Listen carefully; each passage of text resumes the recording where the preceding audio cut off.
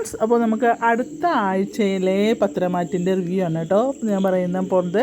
അപ്പോൾ എന്താ വെച്ചാൽ റിവ്യൂവിൽ നമ്മുടെ കുട്ടി നന്ദന പോയി എന്താ പറയുക ഇത് ജോയിൻ ചെയ്യുന്ന സമയത്ത് പെറ്റീഷനും കൊണ്ട് വരുന്ന ആൾക്കാരാരാ? ഇവിടെ അനാമികയുടെ അച്ഛനും അമ്മയാണ് പെറ്റീഷനും കൊണ്ട് വരുന്നത്. അപ്പോൾ അവരിങ്ങനെ ആദ്യം ഇങ്ങനെ പറയണ്ടാവും നല്ലൊരു പിന്നെ പോലീസ് ഓഫീസറായാൽ മതിയായിരുന്നു, പുതിയ ആളാണ് വരുന്നത് അത്രേ എന്നൊക്കെ ഇങ്ങനെ പറഞ്ഞിട്ട് അവരിങ്ങനെ ഒരുപാട് പ്രതീക്ഷയായിട്ട് ഇങ്ങനെ ഇരിക്കുമ്പോൾ വന്ന് കയറുന്നത് പുലിയാണ് വന്ന് ഇവരുടെ മുന്നിൽ വന്ന് പെരുന്നത് നമ്മുടെ നന്ദന. അപ്പോൾ ഇവനെ കാണുമ്പോൾ ഇവളുടെ ചുണ്ടിലൊരു ചെറു ചിരിയൊക്കെ കാണുന്നുണ്ട്. അപ്പോൾ അതുപോലെ തന്നെ നമ്മളുടെ നയന സഹിക്കുന്നതിൻ്റെ അങ്ങേയറ്റം വരെ സഹിച്ച്, കാരണം ആദർശിനെ എന്തുമാത്രം അപമാനിക്കാൻ പറ്റുന്നോ അത്രത്തോളം അപമാനിക്കുക. കാരണം ഒരു ഡിന്നർ പാർട്ടിക്ക് നമ്മുടെ നന്ദു എല്ലാവരെയും വിളിക്കുന്നുണ്ട്. അവിടെ വെച്ചിട്ട് നയനേനെയും ആദർശിനെയും നവ്യയും ആബിയും കൂടെ അപമാനിക്കുന്നതിൻ്റെ അങ്ങേറ്റം വരെ അപമാനിക്കുന്നുണ്ട്. പക്ഷേ ഈ നവ്യ എന്ന് പറഞ്ഞത് പൊട്ടനാട്ടം കാണും പോലെയുള്ള പരിപാടിയാണ്. അവൾക്കറിയുന്നില്ല ഇത് മുഴുവൻ ഇതിൻ്റെ സൂത്രധാരൻ അബിയാണ്. അവളുടെ കൂടെ ഫുൾ ടൈം ഉള്ളത്. അവളെ ഇങ്ങനെ എരിപൊരി കൊള്ളിച്ച് വിടുന്ന അവനാണ് ഇതിൻ്റെ പിന്നെ സൂത്രധാരൻ എന്ന് അവൾ അറിയുന്നില്ല, അറിയാതെ പറയുന്നതാണ്. അങ്ങനെ സഹിക്കാവുന്നതിൻ്റെ അങ്ങേയറ്റം സഹിച്ച് നമ്മുടെ നയന അവളുടെ അച്ഛനോടും അമ്മയോടും അനിയത്തിയോടുള്ള കാര്യം പറയണം. അമ്മേ, ഒരിക്കലും ആദർശേട്ടൻ അങ്ങനെ ഒരു തെറ്റ് ചെയ്തിട്ടില്ല. ആദർശേട്ടൻ്റെ കുഞ്ഞല്ല ചന്തുമോള് എന്നിങ്ങനെ പറയുകയാണ്. ആദർശേട്ടൻ്റെ കുഞ്ഞല്ല ചന്തുമോള്, അത് അബിയുടെ കുഞ്ഞാണ് എന്നറിയാം. അതിൽ ഇവർ ഭയങ്കര ഷോക്കാവാണ്. കാരണം അവരിത് പ്രതീക്ഷിക്കുന്നില്ല.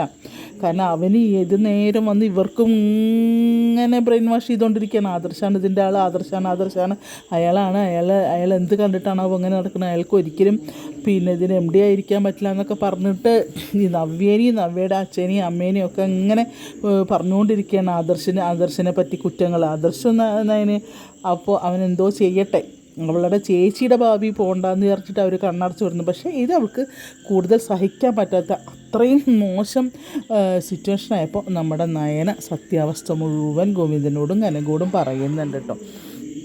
അപ്പോൾ എന്താ പറയുക, നമ്മളുടെ നന്ദു പറയുന്നുണ്ട്, അവനെ ഞാൻ പിടിക്കും, അവനെ ഞാൻ ഇടിച്ച് അവൻ്റെ കുമ്പ് ഞാൻ വട്ടും, അവൻ്റെ പേർക്കുള്ള കേസ് മുഴുവൻ കുത്തിപ്പൊന്തിക്കും. കാരണം കള്ളക്കടത്ത് സ്വർണം വിറ്റൊരു കേസ് കിടക്കുന്നുണ്ട്. ഇതുവരെ അവൻ മുന്നേ ഉണ്ടായിരുന്ന SIക്ക് കാശും കൊടുത്ത് അയാളെ ഇങ്ങനെ പാട്ടലാക്കി നിർത്തിയിരിക്കുകയായിരുന്നു. ഇനി വന്നിരിക്കുന്നത് നന്ദുവാണ്. അവനൊരു ദയാദാക്ഷിണ്യം പ്രതീക്ഷിക്കേണ്ട. അബി അതിനുള്ള നല്ല മറുപടി നമ്മുടെ ആര് കൊടുക്കും?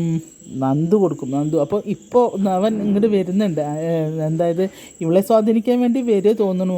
പിന്നെ അവളുടെ നന്ദുവിൻ്റെ വീട്ടിലേക്ക് അബി വരുന്നുണ്ട്. അങ്ങനെ അവർ മുഖാമുഖം കാണുകയാണ്. കണ്ടു കഴിഞ്ഞ് ഇനിയത്തെ ഇത് നമുക്ക് നമ്മളെ മിനി സ്ക്രീനിൽ കാണാം. ഇനി എന്താണ് പത്രമാറ്റിൽ എന്താണ് സംഭവിക്കാൻ പോകുന്നതെന്നുള്ളത്. എന്തായാലും നന്ദു എല്ലാവർക്കും ഒരു പേടി സ്വപ്നമായി ഇപ്പോൾ തന്നെ കഴിഞ്ഞിട്ടുണ്ട്. അതുകൊണ്ട് നല്ല എപ്പിസോഡുകൾ ഒന്ന് ഡിമ്മായി നിൽക്കുമായിരുന്നു നമ്മളുടെ പത്രമായിട്ട്. ഇപ്പോൾ വീണ്ടും കുതിച്ച് പഴയ ഫോമിലേക്ക് തന്നെ വന്നുകൊണ്ടിരിക്കുകയാണ്. അപ്പോൾ കാണണ്ടേന്നൊക്കെയുള്ളൊരു ഇത് എനിക്കും ഉണ്ടായിരുന്നു. പക്ഷേ ഇപ്പോൾ ഒരു മൊത്തത്തിലൊരു ഉഷാറായിട്ടുണ്ട് നമ്മളുടെ പത്രമാറ്റ്. അതുകൊണ്ട് ആരും മിസ് ചെയ്യാണ്ട് കാണുക. ഇനി വരാൻ പോകുന്ന നല്ല എപ്പിസോഡുകളാണ് ഇനി വരാൻ പോകുന്നത്. ആരും കൂടെ മിസ് ചെയ്യരുത്. അങ്ങനെ അതുപോലെ ഞാൻ പറയുന്ന റിവ്യൂ നിങ്ങൾക്ക് ഇഷ്ടപ്പെടുകയാണെങ്കിൽ മാത്രം ഒന്ന് ലൈക്കൊക്കെ ചെയ്തൊന്ന് സബ്സ്ക്രൈബ് ചെയ്ത് ഒരു ബെല്ലൈക്കണൊക്കെ അമർത്തി നമ്മളെ ഒന്ന് സപ്പോർട്ട് ചെയ്യുക. ചെറിയ ചാനലാണ്.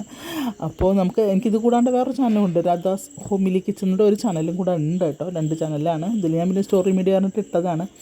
അപ്പോൾ ഇതും ഒന്ന് പൊക്കിക്കൊണ്ടിരുന്ന് ഞാൻ ആഗ്രഹിക്കുന്നു.